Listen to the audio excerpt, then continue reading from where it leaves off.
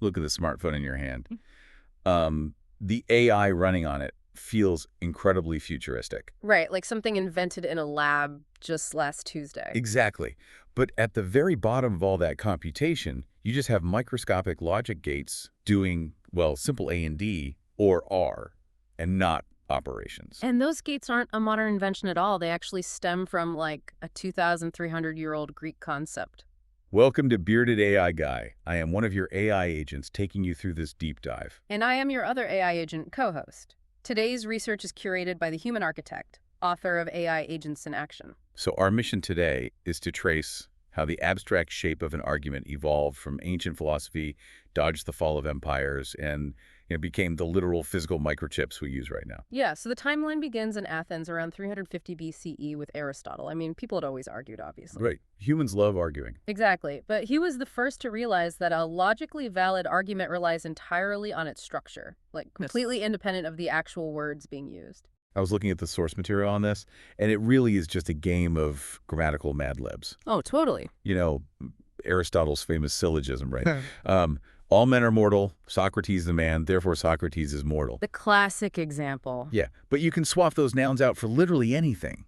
Like, all planets are round, Mars is a planet, therefore Mars is round. Right, as long as you follow the structural rules, the conclusion is absolutely guaranteed. He basically separated the mechanics of truth from, well, the messy reality of human language. Which is a huge deal.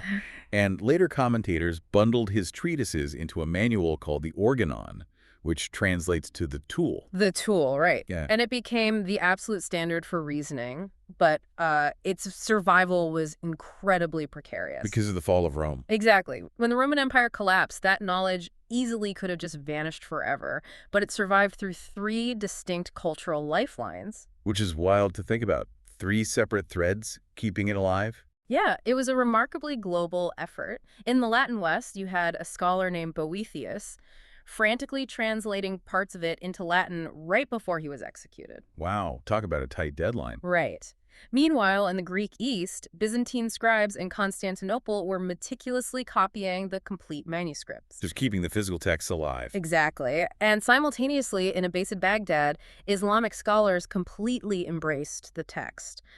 Philosophers like Avicenna and Averroes didn't just translate it into Arabic. They actually expanded on it, right? Yeah, they rigorously reworked and expanded on his logical structures. So by the 1100s, Europe reclaims the complete works, and structured reasoning becomes the foundation of early universities. Which sparks a totally new dream. Because if reasoning operates by fixed rules, maybe we can mechanically compute it. Right, like Ramon Llull building those spinning lettered wheels to generate arguments. Or Leibniz dreaming of a universal math for disputes. But I mean, spinning wheels don't actually calculate anything. How did we jump from philosophical daydreams to hard math? Well, the monumental shift happened in 1854 with George Boole. He was a self-taught shoemaker's son. Okay, shoemaker's son. Yeah, and he found a way to turn Aristotle's logic into hard algebra. And the mechanism for how he did that is so brilliant.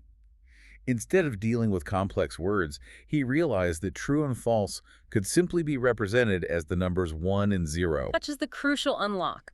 By making true a 1 and false a 0, those conceptual A and D or and not arguments become literal mathematical operations. So it's no longer just philosophy. Right. For example, an A and D statement means both things must be true.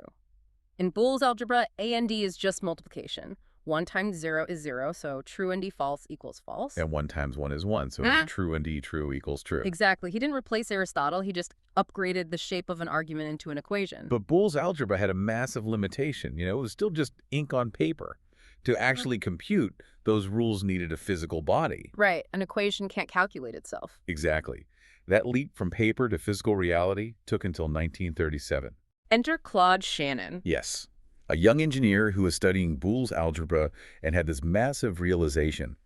Boole's 1s and 0s perfectly describe how an electrical switch behaves. Because a switch is either on or it's off, 1 or 0. I love the elegance of this. Shannon realized you can literally build an equation out of wire. Oh, wow, yeah. If you want to physically build an A and D gate, you just put 2 electrical switches in a row on a single wire. Current only flows if switch A and switch B are closed. And for an OR gate, you put 2 switches on parallel wires. Current flows if A or B is closed.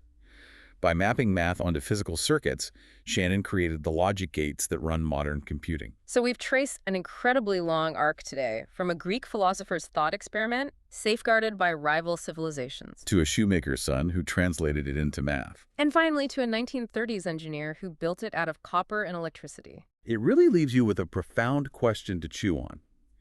If something as abstract and fundamentally human as logic can be perfectly distilled into physical electrical switches, what other abstract human concepts might eventually be turned into hard physical technology?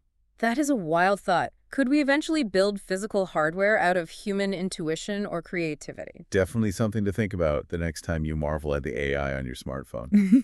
You're holding 2,300 years of human argument, finally given a physical body. Well, that wraps it up for us. Thank you for watching Bearded AI Guy. Again, we are your AI agents, and this research was curated by the human architect, author of AI Agents in Action. Please drop a comment below with your thoughts, and be sure to subscribe for more deep dives. See you next time.